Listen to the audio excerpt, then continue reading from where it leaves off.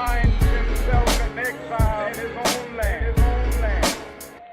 The Negro is still languished in the corners of American society. Finds himself in exile in his own land. The Negro is still languished in the corners of American society and finds himself in exile in his own land.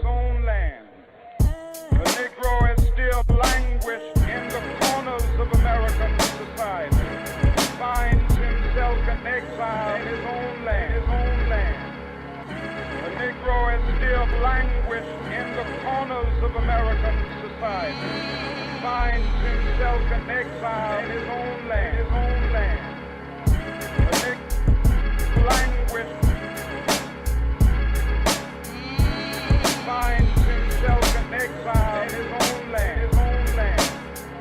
The Negro is still languished in the corners of American society, finds himself in exile in his own land. The Negro is still languished in the corners of American society, finds himself in exile in his own land. Exile. The Negro is still languished in the corners of American society, finds himself in exile in his own land. Exile. The Negro is still languished in the corners of American society, finds himself in exile in his own land. The Negro is still languished in the corners of American society, finds himself in exile in his own land. The Negro is still languished in the corners of American society, finds himself in exile in his own land. Exile. The Negro is still languished in the corners of American society, finds himself in exile in his own land. The Negro is still languished in the corners of American society, finds himself in exile in his own land. The Negro is still languished in the corners of American society, finds himself in exile in his own land. The Negro is still languished in the corners of American society, finds himself in exile. Aborigines, which means what? Black folks. You never find a white aborigine. Aborigines are called natives, or they're always dark-skinned people. You and I are aborigines, but you don't like to be called an aborigine.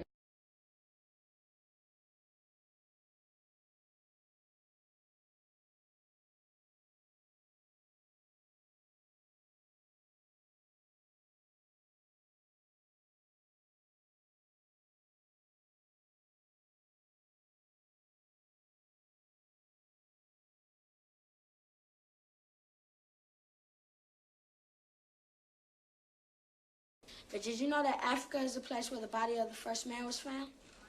My daddy says that makes it the place where all people originated from. That means everybody's really from Africa. Everybody. All y'all.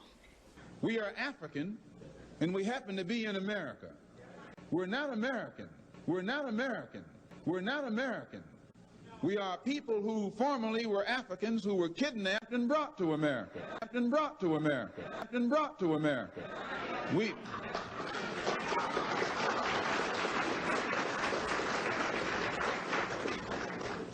Our forefathers weren't the Pilgrims. We didn't land on Plymouth Rock. The rock was landed on us.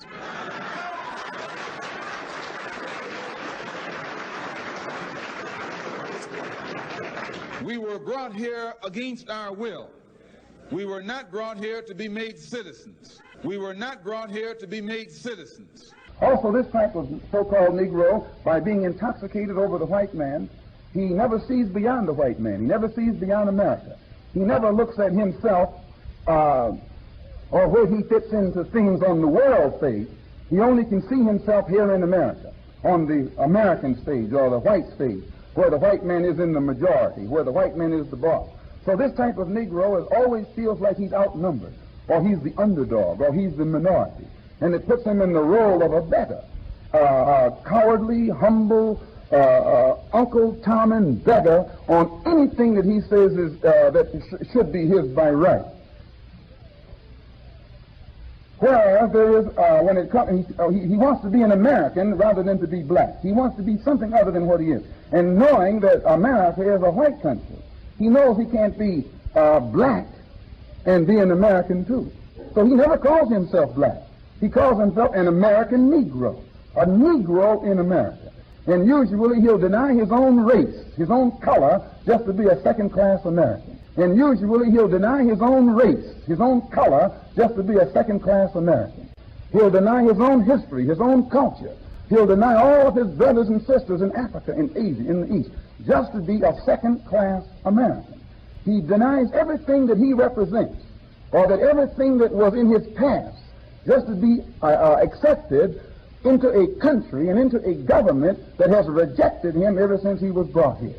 Well, this Negro is sick. He has to be sick to try and force himself among some people who don't want him, or to be accepted into a government that has used its entire political system and educational system to keep him relegated to the role of a second-class citizen. The people weren't brought, our people weren't brought right here to this country. They were first dropped off in the West Indian Islands, in the Caribbean. Most of the slaves that were brought from Africa,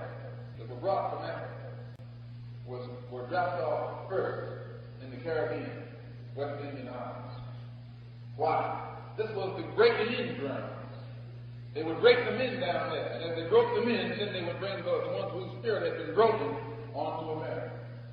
He believed in exactly what he was taught in school, that when he was kidnapped by the white man, he was a savage in the jungle someplace, eating people and throwing spears and with a bone in his nose. And the average American Negro has that concept of the African continent.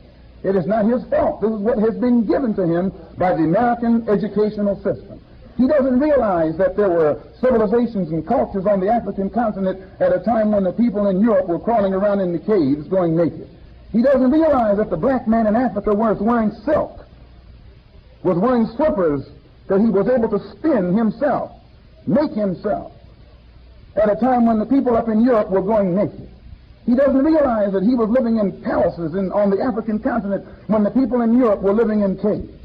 He doesn't realize that he was living in a civilization in Africa where science had been so far advanced, especially even the astronomical sciences, to a point where Africans could plot the course of the stars in the universe when the people up in Europe still thought the earth was round, the planet was round or flat. He doesn't realize the advancement and the high state of his own culture that he was living in. He knows nothing about that. He knows nothing about the ancient Egyptian civilization on the African continent, or the ancient Carthaginian civilization on the African continent, or the ancient civilizations of Mali on the African continent, civilizations that were highly developed and produced scientists. Timbuktu, the center of the Mali Empire, was the center of learning at a time when the people up in Europe didn't even know what a book was. He doesn't know this because he hasn't been taught. And because he doesn't know this, when you mention Africa to him, well, he thinks you're talking about a jungle. And I went to Africa in 1959 and didn't see any jungle and didn't see any mud huts until I got back to Harlem